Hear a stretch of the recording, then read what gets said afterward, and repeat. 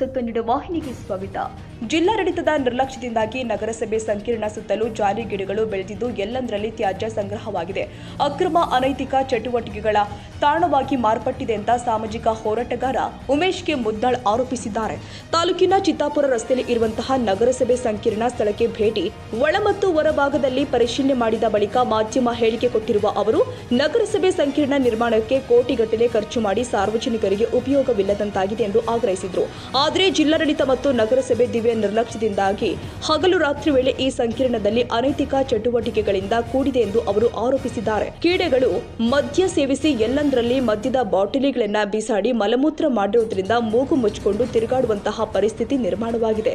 ಕಟ್ಟಡ ಒಳ ಮತ್ತು ಹೊರ ಭಾಗದೆಲ್ಲ ಸುತ್ತಲೂ ಜಾಲಿ ಗಿಡಗಳು ಬೆಳೆದಿದ್ದು ಕಿಡಿಗೇಡಿಗಳು ಕಲ್ಲು ಹೊಡೆದು ಕಿಟಕಿ ಹಾಳಾಗಿದೆ. ಇದಕ್ಕೂ ಕೂಡ ಕಿಡಿಗೇಡಿಗಳಿಂದ ಅಪಾಯ ತಗುಲುವ ಸಾಧ್ಯತೆ ಇದೆ. ಬಳಕೆಗೆ ಬರುವ ಮೊದಲೇ ಸಂಕೀರ್ಣ ಹಾಳಾಗಿ ಹೋಗ್ತಾ ಇದೆ. ಒಂದು ವಾರದಲ್ಲೇ ಸಂಕೀರ್ಣವನ್ನ ದುರಸ್ತಿಗೊಳಿಸಿ ಸ್ವಚ್ಛಗೊಳಿಸಿ ಕಲರಿಂಗ್ ಮಾಡಿಸಿ ಸಾರ್ವಜನಿಕರಿಗೆ ವಿತರಣೆ ಮಾಡಿ ನಗರಸಭೆಗೆ ಆದಾಯ ಮಾಡಿಕೊಳ್ಳಿ ಅಂತ ಉಮೇಶ್ ಕೆ ಮುದ್ದಾಳ್ ಸಲಹೆ ಕೊಟ್ಟಿದ್ದಾರೆ. ಯಾದಗಿರಿ ನಗರದ ಚಿತ್ತಾಪುರ ರಸ್ತೆಯಲ್ಲಿ ಇರತಕ್ಕಂಥ ನಗರಸಭೆ ಮಳಿಗೆಗಳು ಸುಮಾರು 34 ಹೆಚ್ಚು ಮಳಿಗೆಗಳು ಸುಮಾರು 80 ವರ್ಷಗಳಿಂದ ನಿರ್ಮಾಣ ಮಾಡಿ ಕೋಟಿಗಟ್ಟಲೆ ಖರ್ಚು ಮಾಡಿದ್ರು ಕೂಡ ಇವತ್ತಿನ ದಿವಸ ಸಾರ್ವಜನಿಕರಿಗೆ ಯಾರಿಗೆ ಬಳಕೆಗಿಲ್ಲ. ಆಮೇಲೆ ಏನೇನೋ ನಗರಸಭೆ ಕಚೇರಿ ಕಟ್ಟೋ ಟೈಮ್ನಾಗ ಇಲ್ಲಿ ಬಂದ್ಮ್ಯಾಗ ಅವ್ರು ಹೋದ್ಮ್ಯಾಗ ಇಲ್ಲೆಲ್ಲ ರಾತ್ರಿ ಅನೈತಿಕ ಚಟುವಟಿಕೆ ತಾಣ ಆಗಿದ್ದೆ. ದಿನನಿತ್ಯ ಮದ್ಯಪಾನ ತಂದು ಸೇವನೆ ಮಾಡ್ತಾರೆ. ಎಲ್ಲಿ ಬಂತಲ್ಲೇ ಏನದ ಮಲ ಮೂತ್ರ ವಿಸರ್ಜನೆ ಮಾಡಿ ಗಬ್ಬೆದ್ದು ನಾರ್ಲಾಗತ್ತದ. ಇದರಲ್ಲಿ ಯಾವ ಟೈಮ್ನಾಗ ಏನಾದ್ರೂ ಇದಕ್ಕೆ ನೇರ ನಗರಸಭೆನೇ ಹೊಣೆ ಆಗ್ಬೇಕಂತ ಜಿಲ್ಲಾಡಳಿತ ತಕ್ಷಣ ಒಂದು ವಾರದೊಳಗೆ ಎಲ್ಲೆಲ್ಲಿ ಶಿಥಿಲಗೊಂಡದ ಎಲ್ಲ ರಿಪೇರ್ ಮಾಡಬೇಕು, ಸ್ವಚ್ಛತೆ ಮಾಡಬೇಕು, ಪೇಂಟಿಂಗ್ ಮಾಡಿಕೇಸಿ ಹರಾಜು ಮಾಡಿಕೇಸಿ ಎಲ್ಲರಿಗೂ ಕೊಟ್ಟು ಇದನ್ನ ಬಳಕೆಗೆ ಬರ್ತಕ್ಕಂಥ ಕೆಲಸ ಮಾಡೋದು. ಬಳಕೆ ಮಾಡಿದ್ರೆ ನಗರಸಭೆಗೂ ಆದಾಯ ಬರ್ತದ. ಮತ್ತೆ ಇಲ್ಲಿ ಏನಾಗ್ತದ ಅನೈತಿಕ ಚಟುವಟಿಕೆ ಕಡಿವಾಣ ಆದ ಅಂತ ಇಂತಹ ಕೋಟಿಗಟ್ಟಲೆ ಸಾರ್ವಜನಿಕರ ಯಾದಗಿರಿ ನಗರ ಜನತೆಯ ಹಣದಲ್ಲಿ ಕಟ್ಟಿರ್ತಕ್ಕಂಥದ್ದು ಬಳಕೆಗಿರೋದು ದುರದೃಷ್ಟಕರ.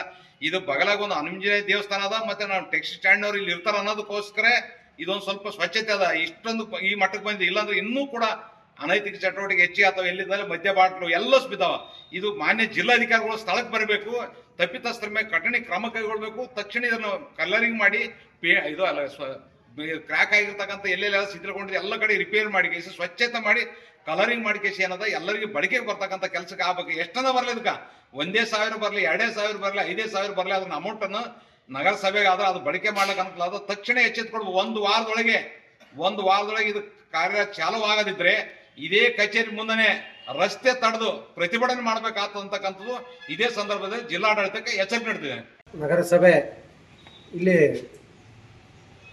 ನಗರಸಭೆ ಇದ್ದ ಮೇಲೆ ಇದು ಸಟ್ರುಗಳು ಆಯಿತು, ಏಷ್ಯಾವಾಟಿಗೆ ಆಯಿತು, ಕುಡಿದು ತಿಂದು ಪೂರಾ ಇದು ಹೊಲಸು ಗಬ್ಬೆದ.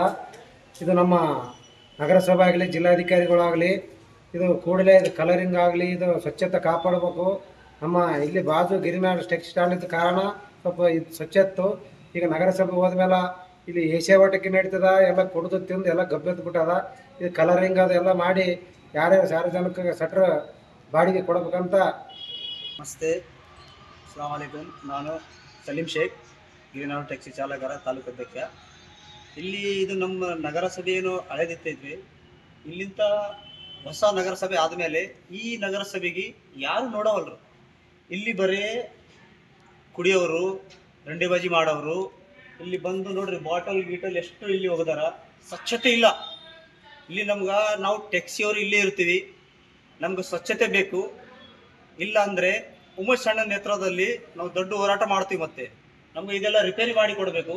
ಇದು ಏನಾದ ಎಷ್ಟು ಸಟ್ರುಗಳು ಬಂದಾವ್ರಿ, ಯಾರಿಗೇನು ಕೆಲಸಕ್ಕೆ ಬರ್ತಾವ್ರಿಗೆ ಯಾವ ವ್ಯಾಪಾರದವ್ರಿಗೆ ಕೊಟ್ಟು ಆದಾಯ ತಗೋಬೇಕು.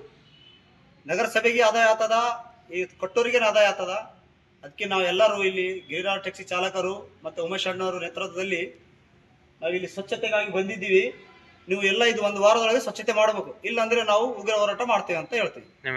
ಇದೇ ಸಂದರ್ಭದಲ್ಲಿ ಪವನ ಶರಣಪ್ಪ, ನಾರಾಯಣಪೇಟ, ಸಾಬಯ್ಯ ಗುತ್ತೇದಾರ್, ಸಲೀಂ ಶೇಖ್ ಗುಂಡ್ಲೂರು, ಖಾಜಾ ಕ್ಯಾತನಾಳ, ಅಜೀಜ್ ಪಟೇಲ್, ಜಾಕೀರ್ ತಿಮ್ಮಯ್ಯ, ವಾಬಾಬೈ, ಸದಂ, ರಫೀಕ್ ನಾಯಕಲ್ ಸೇರಿ ಅನೇಕರು ಉಪಸ್ಥಿತರಿದ್ದರು. ಕೂಡಲೇ ಜಿಲ್ಲಾಡಳಿತ ಮತ್ತು ನಗರಸಭೆ ಒಂದು ವಾರದ ಒಳಗೆ ಸಮಸ್ಯೆ ಇತ್ಯರ್ಥಪಡಿಸಬೇಕು.